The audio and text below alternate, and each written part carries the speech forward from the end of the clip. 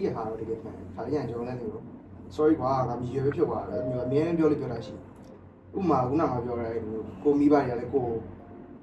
တောက်ချစ်တယ်လို့ပါလို့ I love you လို့ thank you လို့ sorry လို့ပြောလို့ပြောတာမရှိဘူးဆိုတာလေကျွန်တော်တို့အဲ့မြန်မာကချာပဲပေါ့အဲ့ထဲမှာပဲပုံသိမ်းခံရတယ်ကျွန်တော်ကန်စားနေတယ်ဗျ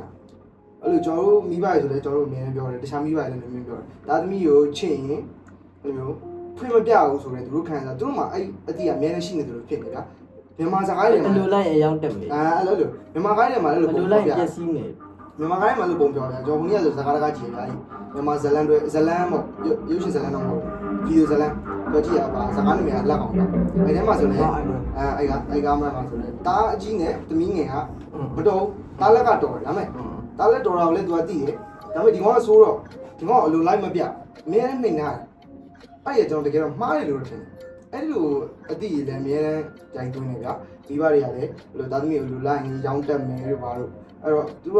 ချစ်တယ်နဲ့ချစ်တယ်လို့မပြောတော့ကျေးဇူးတင်နေရှိနေမပြောတော့ချစ်ရရှိနေမပြောတော့နေလဲဆိုတော့အဲ့လိုဇကားတွေရိုက်တာကတွေးခွဲနေတာလေမှန်တယ်စဉ်းစားကြည့်ငါဆိုလက်တိုက်တယ်ဆိုတာအဲ့ဇကားတွေတော့အများကြီးရှိတယ်ဟိုကလေး PC လေးတွေကအဲ့လိုအဲ့လက်ကောက်ကောက်ငါကြည့်ဘူးလားတော်ငယ်ငယ်ကလုံးဝ depression boy so dramatic story သိလားဟာ so sad life ဘာမှမသိဘူးဟာဗါလေအကြီးရအနိုင်ကျင့်တာကိုခံရပြီးတော့ငယ်ုံညာနေရတော့အလေကောင်မှနစ်နာသူလေးဟုတ်ပါဘူးအဲ့ဒါတွေပြ right ဒီလားငါတော့အပြင်အဲ့လိုကြိုက်ပြီးဥမာအကိုကြီးဆုံးဆိုလဲအကိုကြီးအဖရငယ်ရက်ဆိုးသန်းဟမ်အဲ့လိုပုံစံနေကြိုက်တာဘာလို့အကြည့်အငယ်ဆုံးနေရာနေရိုက်တာတော်ကိုရှာလိုက်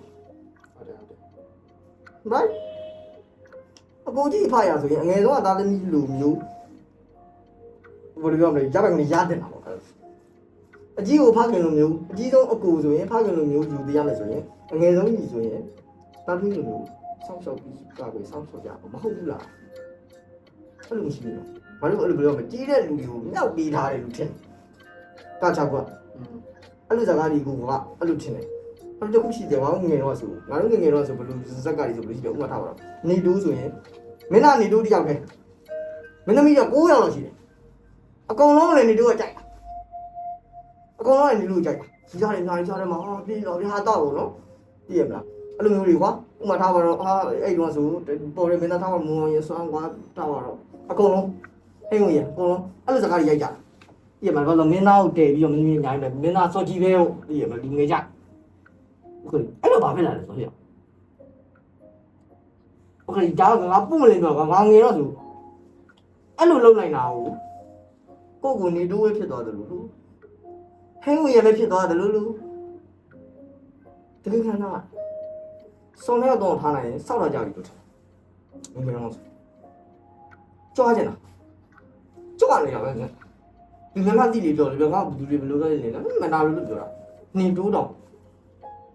ငါဒီနေတိုးတကယ်တော့ဒီလိုတွေထင်ခဲ့တာစဉ်းစားကြည့်အဲ့အရာကိုစောက်လို့ပြီးတည်ရမဟုတ်ဘူးတော့အကြမှာပဲဟုတ်တော့အဲ့လိုဟာတွေကနောက်ပြီးတော့မိဘရဲ့ကျေးဇူး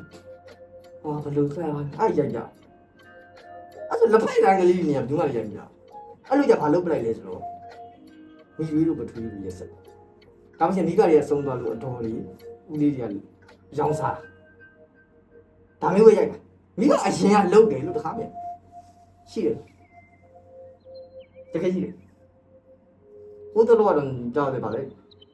တရုံမရလုပ်တဲ့ဟာမေကိုတိုင်းရှိရလားအိမ်မှာအထိကိုလာပြီးရိုက်သွားတာကြည်ချင်းနဲ့ပဲအင်ကြီးတွေလည်းပြတာပါကြည်ချင်းနဲ့ပဲအများကြီးရှိတယ်အများကြီးကြုံတယ်အဲ့ဒီမြန်မာစကားတွေကြောင့်လည်းဖြစ်ဖို့များ